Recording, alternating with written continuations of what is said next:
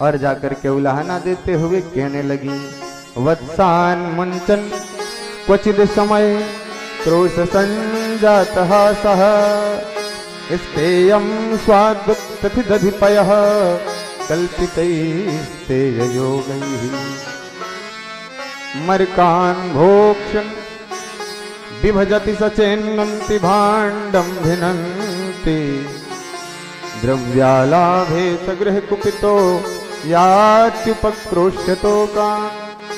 वत्सान मुंचन, सबसे पहले गोपी ने कहा कि देवी यशोदा आप अपने लाला को समझाओ, ये हमारे घर में जाता है और जब गाय दूहने का समय होता है तो ये बछड़ों को खोल देता है। तो माता यशोदा ने कहा कि अगर बछड़ों को खोल देता है तो तुम्हारा काम ही तो करता है, फिर इसमें उलाहना लेके आने की क्या जरूरत थी।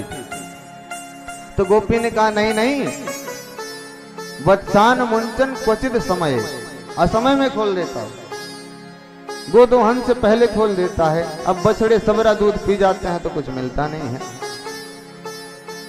और जब इसको हम समझाते हैं तो मुंह टेढ़ा करके बोलता है, हमको जानते हो हम कौन है, देख लेंगे तुम्हें बाद में। ऐसी ऐसी तो धमकियां देके आते हैं। दूसरी गोपी ने कहा कि कल हमारे यहाँ हमारे पति देव की दाढ़ी से हमारी चोटी बांध के चले आए, अब हम रात भर परेशान अंधेरे में। वो उठे, वो कह रहे हैं देवी क्यों खींच रही हो, मैं कह रही हूं कि आप क्यों खींच रहे हैं। जब लाइट जला के दिया जला के देखा तो पता चला चोटी से दाढ़ी बंधी है। ऐसे ऐसे उधम हमारे घर में करके आते हैं, बताओ अब। बोलो राधे राधे।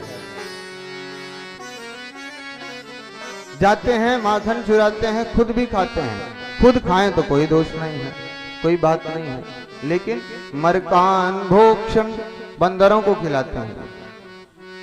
अब बंदरों को भी खिला दें तो चलो कोई बात नहीं, अगर इतना कह भर दो कि क्यों तुम तो खाते हो, बंदरों को क्यों खिलाते हो, तो मटकी उठा के दे मारे, उसे फोड़ के चले जाते हैं।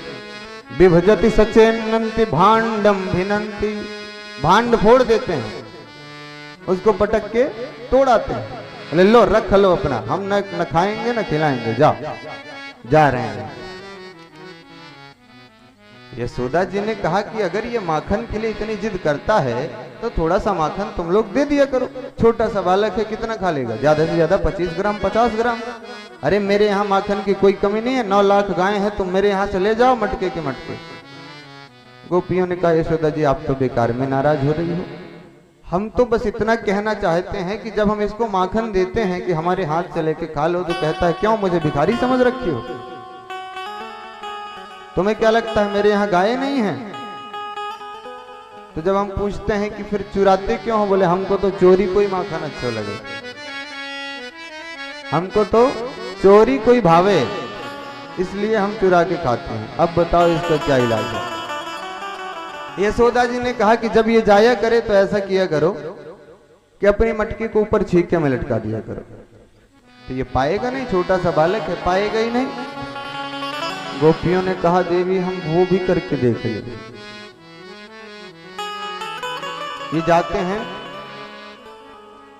जब देखा कि मटकी ऊपर लटकी है तो ये कहीं से एक बड़ा लंबा बांस ले आए और नीचे से फोड़ दिया, औंक लगा के बारी बारी से पीते गए।